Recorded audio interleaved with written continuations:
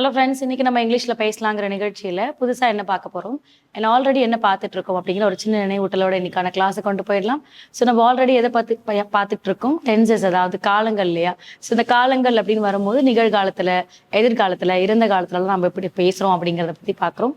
So அது மட்டும் இல்லாமல், அதாவது ப்ரெசென்ட், பாஸ்ட், ஃபியூச்சர் இப்படிங்கிறது இல்லாமல் ப்ரெசென்ட்லேயே கண்டினியூஸ் பேஸ்டு அண்ட் பாஸ்டில் கண்டினியூஸ் அண்ட் ஃபியூச்சரில் கண்டினியூஸ் பர்ஃபெக்ஷன்ஸ். ஸோ இந்த மாதிரியும் இருக்குது. ஸோ ஒவ்வொரு டென்ஸ் எடுக்கும் போது அந்த டென்ஸில் எப்படி பர்ஃபெக்ஷன் பேசிஸில் கொண்டு வரலாம், அந்த பர்ஃபெக்ஷன்ஸ் அப்படிங்கிறத வந்து என்ன மாதிரியான அடிப்படை சென்டென்சஸில் வாக்கியங்களை கொண்டு வரலாங்கிறது தான். ஸோ ஒரு டென்சஸ் அப்படின்னாலே காலங்கள் அப்படின்றத சொல்லிட்டோம், அதாவது காலங்கள் அடிப்படையில் கொண்டு வரதுன்னு சொல்லிட்டோம். ஸோ அதுவே நம்ம வந்து பாசிட்டிவ், நெகட்டிவ், அஃபர்மேட்டிவ் அந்த மாதிரி சென்டென்சஸ்லையும் கொண்டு வரலாம். ஸோ ஒரு வாக்கியத்தை அமைக்கிறதுக்கு நமக்கு ஒரு ரூல் மட்டும் இருந்தால் போதுமானா, கண்டிப்பாக ரூல் வந்து மேண்டேட்ரி தான், இல்லைன்னு சொல்லல. பட் அது கூடவே நமக்கு வெர்ப் ஃபார்ம், ஆக்ஷன் அப்படிங்கிறது வேணும். ஏன்னா அந்த ஆக்ஷன் வார்த்தை தான் எப்படி எந்த மாதிரி செயல்படுத்த முடியும் அப்படிங்கிறது முக்கியம். ஆக்ஷன் வார்த்தையை ப்ரெசன்ட் ஃபார்மில் எப்படி செயல்படுத்தலாம், பாஸ்டில் எப்படி செயல்படுத்தலாம், பாஸ்ட் பார்ட்டிசிபிளில் இல்லை கண்டினியூஸில் எப்படியெல்லாம் கொண்டு வரலாம் அப்படிங்கிறது இருக்குது. ஸோ இது எல்லாமே வெர்ப் ஃபார்மோட ஆக்ஷன்ஸ் தான். அந்த வெர்ப் ஃபார்மும் நமக்கு அந்த வாக்கியத்துக்கு ரொம்ப முக்கியமாக இருக்குது. அதே மாதிரி நமக்கு சப்ஜெக்ட், பர்சன்ஸ், ஸோ யாரை இண்டிகேட் பண்ணதுங்கிறது அப்படிங்கிறது தான். ஸோ நேமிங் பர்சன்ஸாக இருக்கட்டும், அது வந்து ஜெண்டர் பேஸ்டாக இருக்கட்டும், ஸோ யாராக இருந்தாலும் இந்த பர்சன்ஸ் அப்படிங்கிறது ஒரு இண்டிகேஷன் லெவல் இருக்கும்போது அந்த வாக்கியம் வந்து கரெக்டாக பர்ஃபெக்ஷனாக உட்காரும். சரிங்களா? ஸோ அப்படி இருக்கும்போது இன்னைக்கான ரூல் என்ன, எதை பற்றி பார்க்க போகிறோம் அப்படின்னு பார்த்தோம்னா, நம்ம டென்சஸ்லேயே நிறைய ரூல் பார்த்துட்ருக்கோம். அதில் எக்ஸ்க்ளூசிவாக ப்ரெசென்ட் கண்டினியூஸ் டென்ஸ் பார்க்க போகிறோம். ஸோ ப்ரெசென்ட் கண்டினியூஸ் டென்ஸ் அப்படின்னு பார்த்தோம்னா, நிகழ்காலத்தில் நம்ம கண்டினியூஸாக பேசக்கூடிய ஒரு விஷயம் தான் ப்ரெசென்ட் கண்டினியூஸ் டென்ஸ். ஸோ அப்போ நிகழ்காலத்தில் ஒரு கண்டினியூஸாக பேசுகிறோம் அப்படின்னும் போது எப்படி பேசலாம் அப்படிங்கிறது தான். ஸோ அதுக்கு யாரெல்லாம் தேவைப்படுவாங்க, எப்படியெல்லாம் அந்த வாக்கியத்தை அமைக்கலாம் அப்படிங்கிறது இருக்குது. ஸோ இன்னைக்கான டென்ஸ், இன்னைக்கான ரூல் என்னென்னு எப்படி எழுதலாம்னு சொல்லி தருவாங்க. ஸோ இன்னைக்கான tense present continuous.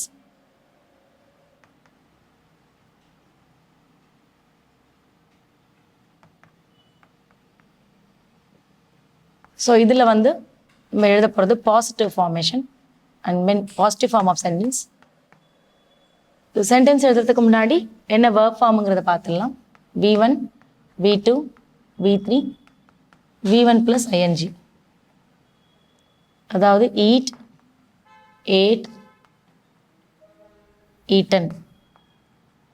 verb 1 + ing வந்து eating. ஸோ eat அப்படிங்கிறது சாப்பிடு. So eat.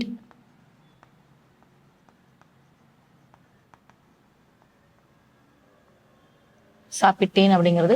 ஸோ ஈட்டன் அப்படிங்கிறது it's a form of third. சாப்பிடுகிறான், சாப்பிட்டு இருக்கிறான். ஸோ அந்த மாதிரி ஃபார்ம் ஆஃப் தேர்ட். ஈட்டிங் அப்படிங்கிறது பார்த்தீங்கன்னா கண்டினியூஸ் ஃபார்மில் வருது. ஸோ சாப்பிட்டுட்டு இருக்கான் அப்படிங்கிறது கண்டினியூஸ் ஃபார்ம் இங்கே தான் நம்ம சொல்கிறோம். ஸோ இந்த கண்டினியூஸ் ஃபார்ம் தான் இங்கே ப்ரெசென்ட் கண்டினியூஸ் அப்படிங்கிறது எடுக்கிறோம். ஸோ அது எப்படி எழுதலாம்னு சொல்லி தருவாங்க. ஸோ அதுக்கு முன்னாடி subjects I, we, you, he, she, they, it. Subject ஃபார்மில் இருக்காங்க. அண்ட் ப்ரெசென்ட் கண்டினியூஸ் அப்படிங்கும் போது rule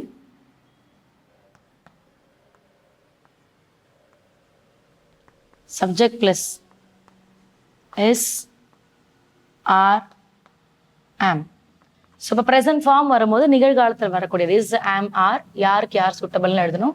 then followed by V1 + ing and plus object. So இவங்கெல்லாம் ரூலில் இருக்காங்க. யாரோட ரூலில்? ப்ரெசென்ட் கண்டினியூஸோட ரூலில். ஸோ இதில் யாருக்கு என்ன formation? She is, he is. Present வரும்போது இஸ், பாஸ்ட் வரும்போது வாஸ்.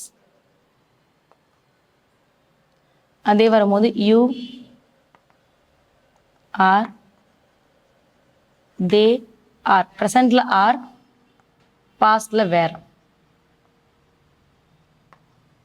ஓகேங்களா? தென் வந்து ஐ, ஆம். ப்ரெசென்ட்ல ஆம், பாஸ்ட்ல was. It is, was. Then we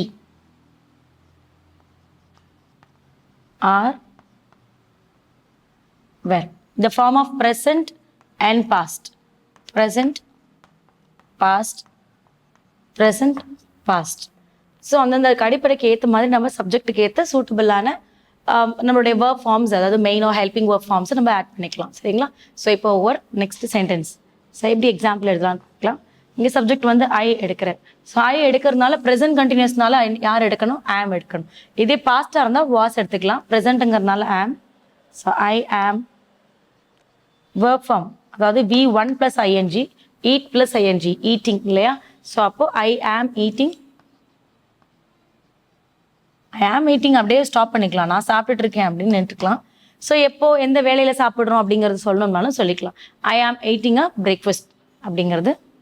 so அப்போ ஐங்கிறது நான், which is indicate the person one. நான்.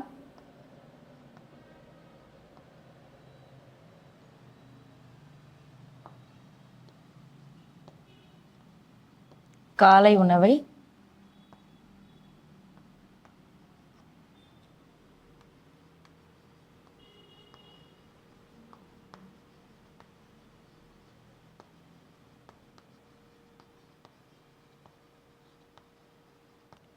காலை உணவை சாப்பிட்டு கொண்டிருக்கிறேன் அப்படிங்கிறதான். ஸோ அப்போ நான் என்ன பண்ணுறேன்? நான் ஒரே ஒரு ஆள் இல்லையா? அதை indicating one person, single person தான். ஸோ அப்போ என்ன பண்ணுறாங்க? It is indicating a person to eating a breakfast அப்படிங்கிற. அவங்க என்ன செயலை செய்கிறாங்க? சாப்பிட்டுக்கிட்டு இருக்காங்க. அப்போ சாப்பிட்றது ஒரு செயல் இல்லையா? ஸோ அப்போ சாப்பிட்டுக்கிட்டு இருக்காங்க அப்படிங்கிற செயலை வந்து இங்கே நம்ம சொல்லிட்டு இருக்கோம். இந்த இடத்துல நீங்கள் என்ன பண்ணலாம்? பிரேக்ஃபாஸ்ட்டுங்கிறத எடுத்துட்டு ஐ ஆம் ஈட்டிங் அதோட கூட ஸ்டாப் பண்ணலாம். I'm eating, what are you doing? I'm eating அப்படின்னு கேட்குறாங்க. நீ என்ன பண்ணிட்டு இருக்க? நான் சாப்பிட்டுக்கிட்டு இருக்கேன் அப்படின்றது தான். சரிங்களா? ஸோ அப்போ எந்த வேலைன்னு யாராவது சொல்லணும் அப்படின்னா நம்ம அந்த சமயத்தில் சொல்லலாம். ஓகேங்களா? நான் பிரேக்ஃபாஸ்ட் சாப்பிட்டுட்டு இருக்கேன், லஞ்ச் சாப்பிட்டுட்டு இருக்கேன், டின்னர் சாப்பிட்டுட்டு இருக்கேன் அப்படிங்கிறத நீங்கள் அந்த இடத்துல நீங்கள் அந்த பர்ஃபெக்ஷன் சொல்லணும்னா நம்ம சொல்லிக்கலாம். சரிங்களா? ஸோ இன்னைக்கான வெர்ப் ஃபார்ம், இன்னைக்கான ரூல் அண்ட் சென்டென்சஸ் உங்களுக்காக ஃப்ரேம் பண்ணியிருக்கு. இதை பேஸ் பண்ணி நீங்களும் ஒரு 5 to 10 சென்டென்ஸ் ஹோம்ஒர்க் பண்ணுங்க. அடுத்த கிளாஸ்ல அடுத்த இன்ட்ரெஸ்டிங்கான சென்டென்ஸோட உங்களை மீட் பண்ணுறேன். தேங்க்யூ.